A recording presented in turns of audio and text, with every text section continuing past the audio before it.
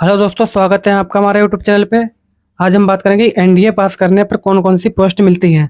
तो चलिए वीडियो को शुरू करते हैं। अगर आप एनडीए की तैयारी कर रहे हैं, एनडीए परीक्षा देने का सपना देखते हैं, तो आपके मन में एक सवाल तो जरूर आता होगा कि एनडीए पास करने के बाद आखिर कौन कौन सी पोस्ट मिलती है। क्या सीधे ऑफिसर बन जाते हैं? कौन सी रैंक मिलती है? आर्मी, नेवी और एयरफोर्स में कौन कौन से पद होते हैं?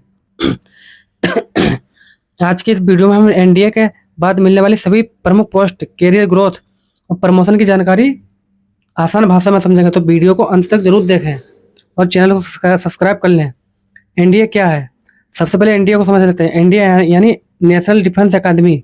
यह भारत की तीनों सेना, इंडियन आर्मी, इंडियन नेवी और इंडियन एयरफोर्स के लिए अधिकारी तैयार करने वाली प्रतिष्ठित अकादमी है। एनडीए पास करने के बाद उम्मीदवार ट्रेनिंग के लिए एनडीए जाता है। वहाँ प्रशिक्षण पूरा करने के बाद संबंधित सैन्य अकादमी में विशेष ट्रेनिंग होती है और फिर अधिकारी के रूप में चयन हो, मतलब कमीशन मिलता है। ध्यान दें, एनडीए पास करते ही कोई बड़ी रैंक नहीं मिलती है, पहली ट्रेनिंग पूरी करनी होती है। एनडीए के बाद एनडीए के बाद पहली पोस्ट क्या मिलती है? एनडीए और आगे की ट्रेनिंग पूरी करने के बाद उम्मीदवार को लेफ्टिनेंट आर्मी, सब लेफ्टिनेंट नेवी या फ्लाइंग ऑफिसर एयरफोर्स के रूप में कमीशन मिलता है। ठीक है, यानी एनडीए के माध्यम से आप सीधे ऑफिसर के अंडर में प्रवेश करते हैं। यह सैनिक या जवान की भर्ती नहीं है, बल्कि अधिकारी बनने का रास्ता है।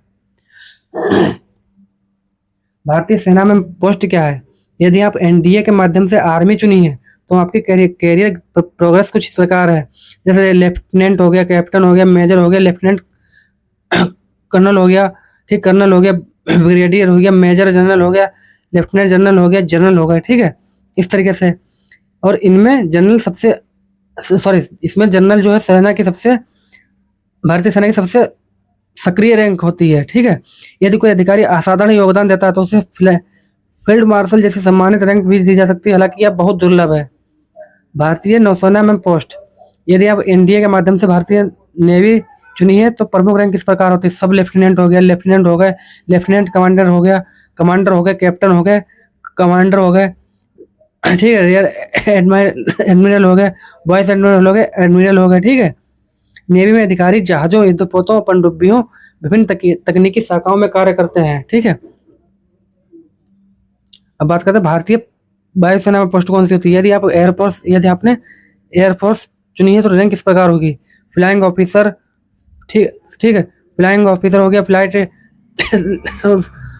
विंग कमांडर हो गया, ग्रुप कैप्टन हो गया, एयर कमांडर हो गया, एयर वाइस मार्शल हो गया, एयर मार्शल हो गए और एयर चीफ मार्शल हो गए। ठीक है, एयरफोर्स में अधिकारी fighter pilot, transport pilot, helicopter pilot, तकनीकी अधिकारी और ग्राउंड ड्यूटी ऑफिसर जैसे पदों पर कार्य करते हैं। एनडीए के बाद सैलरी क्या मिलती है? अब बात करते हैं सैलरी की। ट्रेनिंग पूरी होने के बाद शुरुआती अधिकारी रैंक पर लगभग लेवल 10 स्केल पे मिलता है।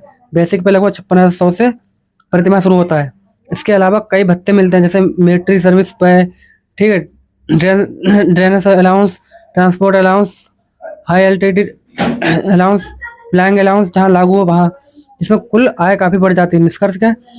तो दोस्तों, एनडीए पास करने के बाद आपको सीधे अधिकारी बनने का अवसर मिलता है।